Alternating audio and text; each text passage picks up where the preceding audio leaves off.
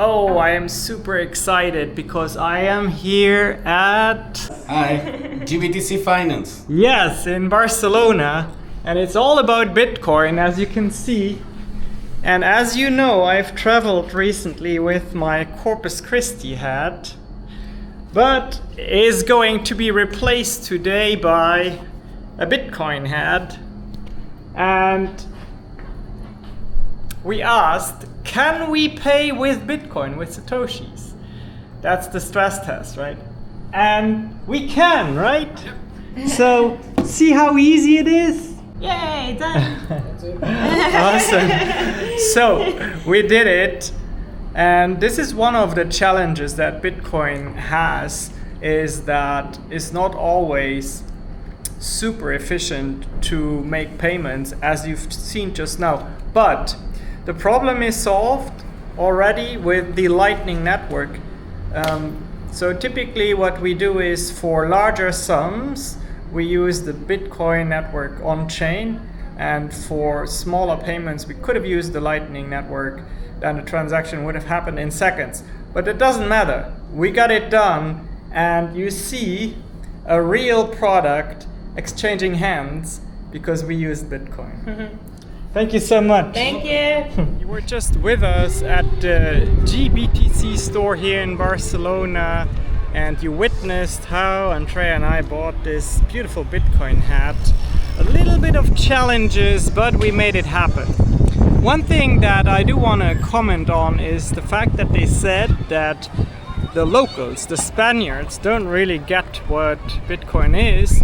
They did say also that foreigners like it because they think that they can pay less tax, right? So I asked them, how much Bitcoin can a foreigner buy each month? And they said if you register your passport as a United States citizen, they were specific about a United States citizen, you can get 10,000 euros worth of Bitcoin every month.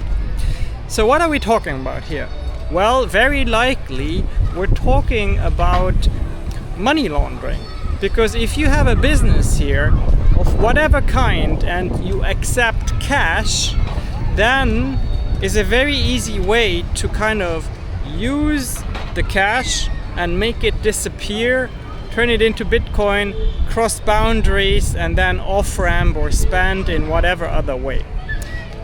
So this is a problem, of course, because on one hand, politicians don't want that because they want to collect their tax, and on the other hand, as someone who believes in freedom and who has more of like a libertarian mindset, that's definitely me, you think, well, you should be entitled to moving your money the way you want.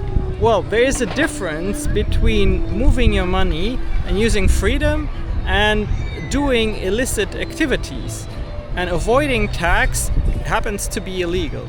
Now, whether paying tax, yes or no, is something that we like, yes or no, that's a different story. A lot of people who are kind of on the libertarian side, they say taxation is fraud. Now, we can all agree that excessive taxation is indeed fraud, right? But there's also a lot of taxation that gets utilized to build nice public infrastructure. Because who do you think paid for this nice park here that we are in here in Barcelona? It's public monies, right? All right, so enough about that. I personally think that everyone has a right to... Oh, Andrea is trying to stabilize my camera, but what she does not know is that this DJI is rock stable. I wanted to help you. Ah, thank you. So Andrea, let me ask you, Yes. what you thought of the last experience with Bitcoin. Yeah, I thought it's a testament to the strength of the Bitcoin community when you can go in any place all over the world and everybody stands in solidarity. Also, it's really cool that they were around. They've been around for 5 years, and now they have 17 other locations. So, I mean, in a country where people don't believe in Bitcoin, they don't have as many reasons to flock to it as, say, others that are really trying to think about the taxes and stuff that you described. I think it's just really clear that you got to stand on Bitcoin because you believe it's going to explode. Yes. And that's a good point into the next part of the conversation that I want to have with you. And that is, the point of Bitcoin is not at all to avoid tax. The point of Bitcoin is, interestingly enough, those people who want to get out of poverty are the first ones to not be interested in it, right? Because the everyday citizen here in Spain should be very much interested in accumulating an asset that will over time make them rich and at the very minimum preserve their buying power. Instead, we're having well-to-do people or people with money who come here and purchase the Bitcoin, whereas every normal citizen should take, in my humble opinion, a portion of their income and convert it into Bitcoin every day, every week, every month, known as dollar cost averaging. Now, if you want to know more about that approach, I do have a video about dollar cost averaging, which you should look at. I will link in the description to it.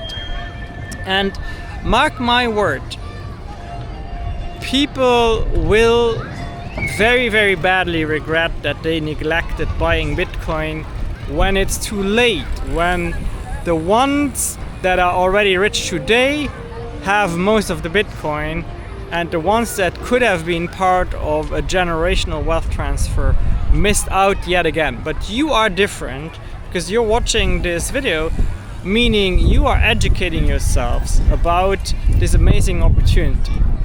One last word. This hat was bought with Bitcoin. It was a great example of a transaction where we exchanged a money, the best money in the world in my opinion, Bitcoin, against a product, a physical product. You're gonna see me wear this hat across the globe, and I paid for it with Bitcoin. Actually, Andrea paid for it with Bitcoin, because today Andrea is my sugar mama. That's right. All right, we'll see you in the next video.